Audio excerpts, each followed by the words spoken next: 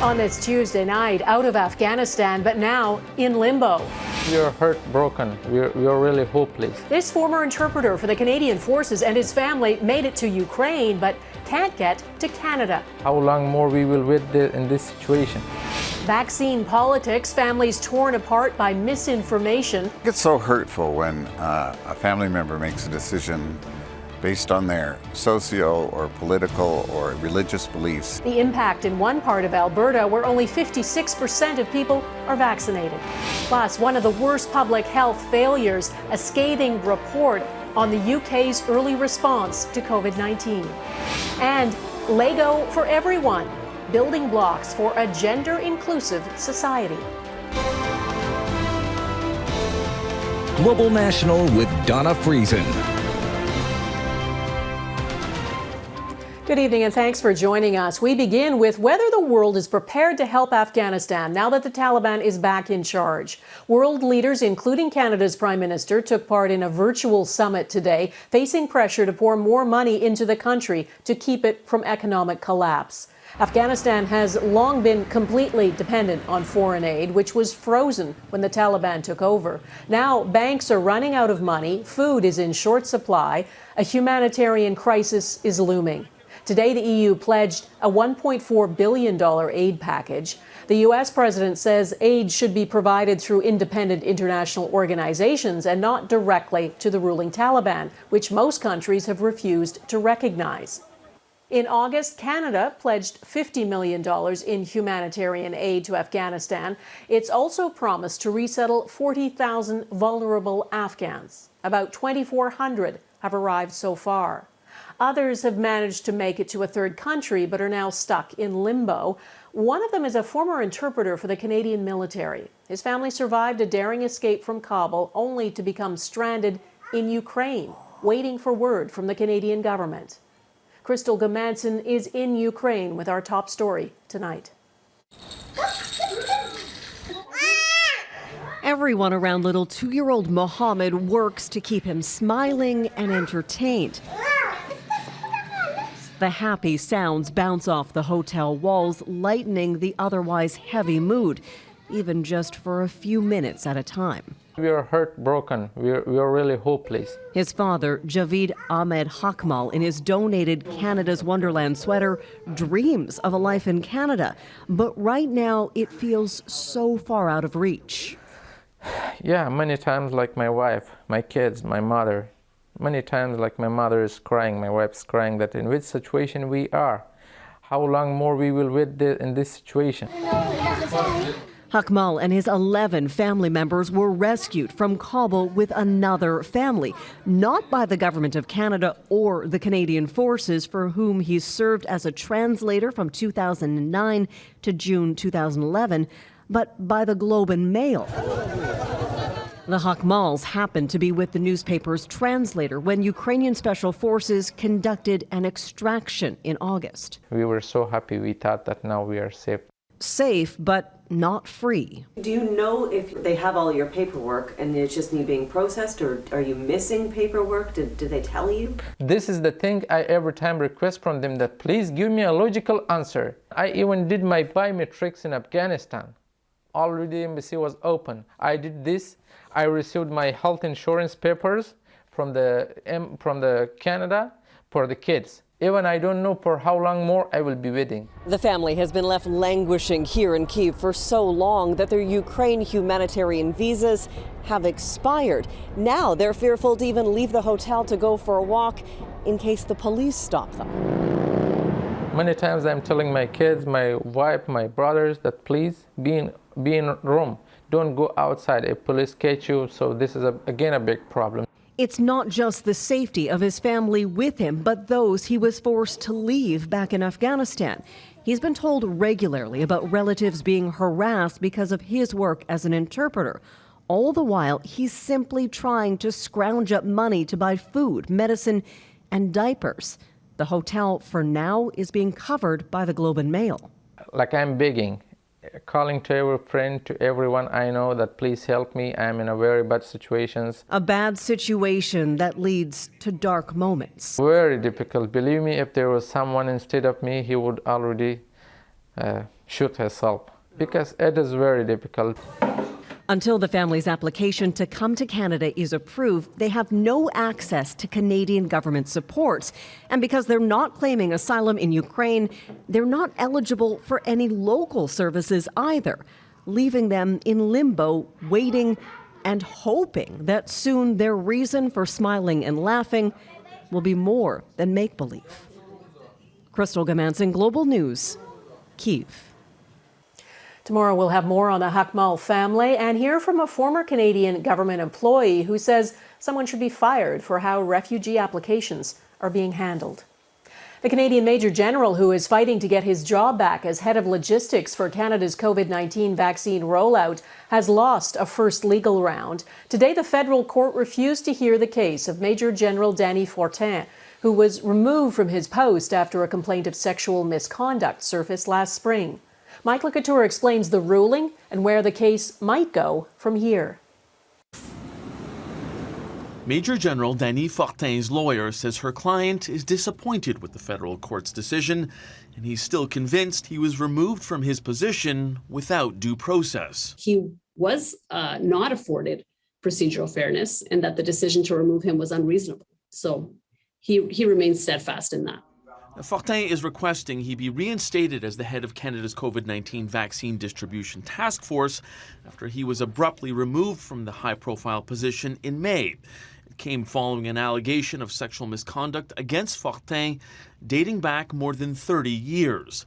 The federal court didn't rule on the merits of the case, but rather on how Fortin chose to fight it, saying he should have used the military's internal grievance process instead. Justice Anne-Marie MacDonald sided with the government, writing in her decision, quote, "The decision to remove him from the Public Health Agency of Canada position was the acting chief of the defense staff's decision to make. If that did not happen, the grievance process can address that failure," end quote. Fortin's lawyer contends that process is too time-consuming, pointing to a recent report from former Supreme Court Justice Maurice Fish, who described the military grievance system as broken, with a major backlog of cases. Besides, Rodriguez argued, Fortin's quick removal was purely political. We named the Prime Minister of Canada as one of the decision makers.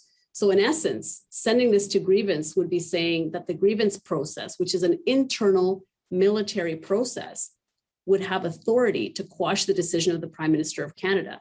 That, to us, does not make any sense. The defense minister isn't commenting on the decision, but this labor lawyer believes it's still an open question whether Fortin was afforded due process. There should still be, for example, the opportunity to allow the person to make submissions or to be heard in saying, to give them an opportunity to say, here's why you shouldn't remove me from my secondment. While his civil lawyers consider appealing this ruling, Fortin will be back in criminal court November 5th, where he faces one count of sexual assault, which dates back to 1988, while attending Royal Military College in Saint-Jean, Quebec. Donna? All right, Mike Couture, thanks. Surging COVID-19 cases in New Brunswick have led hospitals there to go on red alert. It means non-urgent procedures will be postponed or greatly reduced. There are now more than 1,000 active infections in New Brunswick. 27 people are in intensive care. 82% of them are unvaccinated. The fourth wave of the COVID-19 pandemic is hitting our province very hard. We are seeing a surge in new infections to levels that we have not experienced at any point since the pandemic began. This is likely to continue for some time. In Alberta and Saskatchewan, new data suggests the fourth wave may have hit a peak, though gatherings over Thanksgiving weekend could change that. A year ago, the October long weekend marked the beginning of the second wave across the whole country. This year, there is more exhaustion and anxiety in some places because so many hospitals are over capacity, dozens are dying every week, and staff are completely drained. Heather Yourex-West reports. Trudy Ballard and Rod Cullum's Thanksgiving weekend was filled with grief.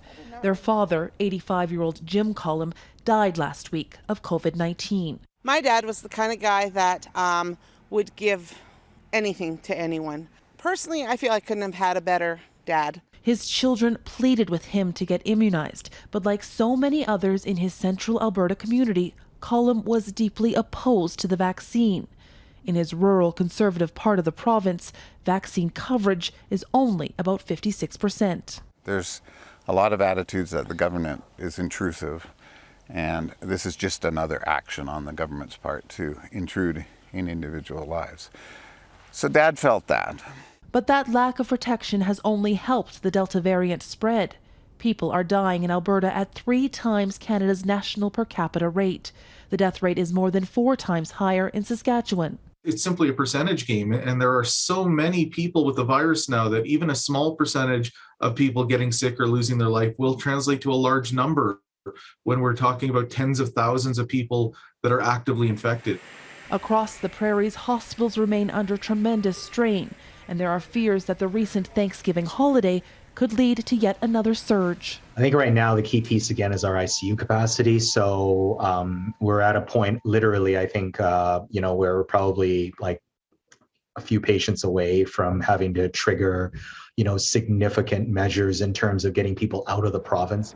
It's why Trudy and her brother Rod decided to share their family's grief, hopeful their loss might convince someone else to see past their ideology and get the vaccine. I think it's so hurtful when a family member makes a decision based on their socio or political or religious beliefs that put those beliefs ahead of their own family. Because for us, family is more important. Heather, Yourex-West, Global News, near Olds, Alberta. Health officials in British Columbia are concerned about the situation in the province's north. Hospitals there are unable to meet the demand. 55 critical care patients have now been transferred to hospitals in other health regions of BC. Of those patients, 43 have COVID and 42 of them are not fully vaccinated. For those people walking around unvaccinated, who might be in those critical care beds in 2 or 3 weeks, I say to them, now is the time, surely. Now is the time to get vaccinated. With the whole healthcare system all in support, now is the time to get vaccinated. The province is considering additional health measures and looking at booster shots for some communities. And as of today, all employees in long-term care and assisted living facilities in BC need to be vaccinated. If workers have not had at least 1 dose, they will be placed on leave without pay. Those who have had a single dose will have to undergo daily rapid testing and will have to get a second shot within 35 days of their first. The province also updated its mandatory mask mandate for indoor public spaces to include children aged 5 and up. It's being called one of the UK's worst public health failures. Coming up, the damning report on the government's early handling of the pandemic. Plus, Russia's deadliest day, the rising tide of cases, and the faltering vaccination drive.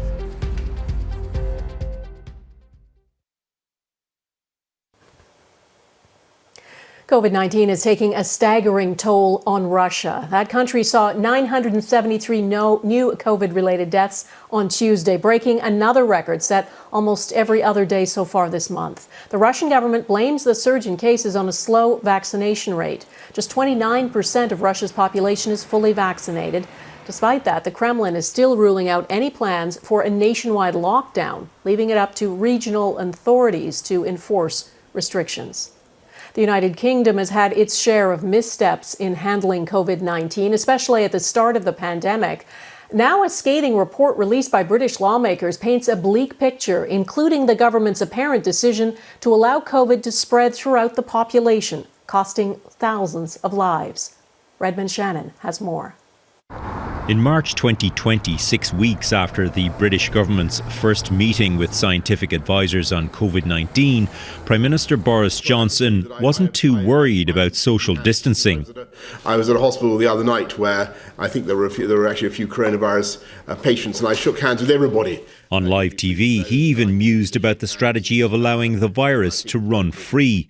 A month later, Johnson was admitted to intensive care with COVID-19 and almost died.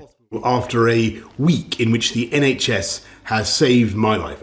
A new UK Parliamentary Committee's report criticises his government's lack of urgency in responding to the outbreak and mistakes made by government scientists. It notes how the UK went into a national lockdown a week or more after many other European countries. That despite evidence from China and Italy that the virus was highly infectious. An analysis by Imperial College London has estimated locking down a week earlier could have saved between 16,000 and 36,000 lives. The report says these decisions rank as one of the most important public health failures the United Kingdom has ever experienced. I don't understand why you don't want to apologise. Well, there are lessons to learn, but the point is that we took decisions based on the science. Turns out that they weren't following the science, and the scientific method, such as it was, of developing the advice to politicians was deeply flawed, highly secretive, badly informed from experts in some regards. Professor Gabriel Scally is a member of an independent group of scientists monitoring the pandemic in Britain.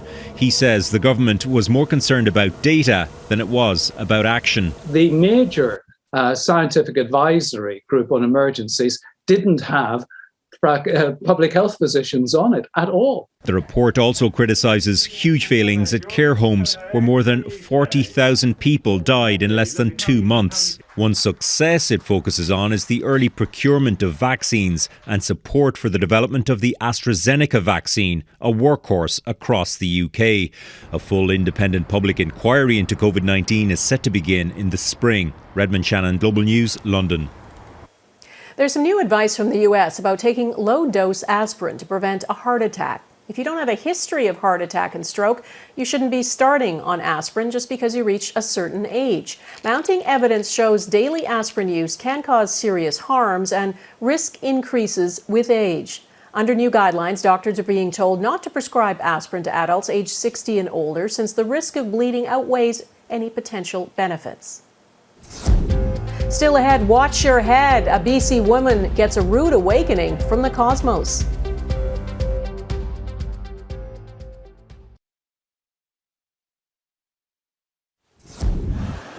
A rescue operation is underway in the Philippines after a tropical cyclone triggered flash flooding and landslides, trapping people in their homes. At least 11 have died.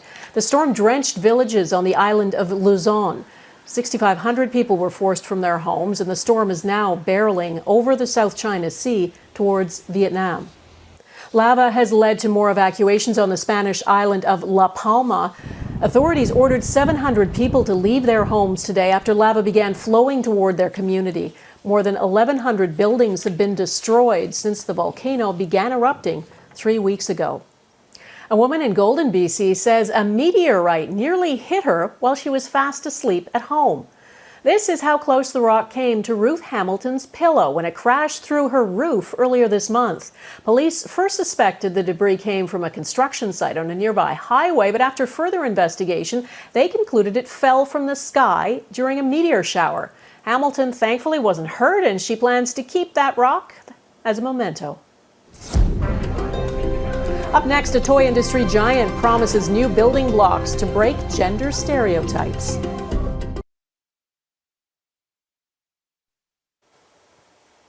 Toys and kids go hand in hand, but even in 2021, there are stereotypes in toy stores. So Lego funded a survey that found 76% of parents would recommend Lego for their sons, and only 24% would recommend it to their daughters. As Mike Drolet reports, Lego decided it's time to build a new model for inclusiveness.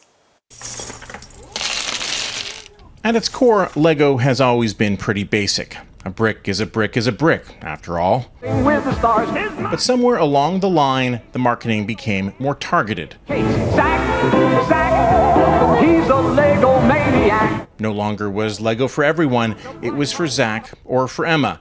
Designed for boys or for girls. At the beauty shop, Emma is styled and ready to go. While the company that builds Lego commissioned a study and found fault all around. They need to do better. But parents, they found, are far more likely to steer girls towards stereotypes, dress up and cooking, and boys towards sports and coding. Toronto's Brick Labs wants no part of that. They offer STEM classes and camps for kids with a focus on interests over gender, which they sometimes have to explain. It started by the parents, to be honest. They come in and they'll be like, do you have girl classes, not just engineering classes? Do you have a robotics class, for my son? But then it's like, do you have an art class for my daughter? So dated gender norms are to blame, as is marketing. And maybe we parents and kids are influenced by it. I don't like the Lego friends because it's a girl thing. The study shows boys and girls worry about being teased for playing with the wrong toy. We don't want to have to gender police our kids. We don't want other kids gender policing our kids. And it's hard to change culture. Like, sure, I'll just go out and change everyone's point of view. That's pretty hard. But you know what? A company can very easily not put boys Lego on their website and just put Lego. Yeah, and let kids build and dream, free from the hang-ups of adults. Mike Droley, Global News, Toronto. And that is Global National for this Tuesday. I'm Donna Friesen. There have been some stunning northern lights this season thanks to a solar flare, so we leave you with a spectacular display of Aurora Borealis over Alberta. Please email us your Canada to viewers@globalnational.com. Thanks for watching. Hope to see you here again tomorrow. Take care of yourselves. Bye-bye.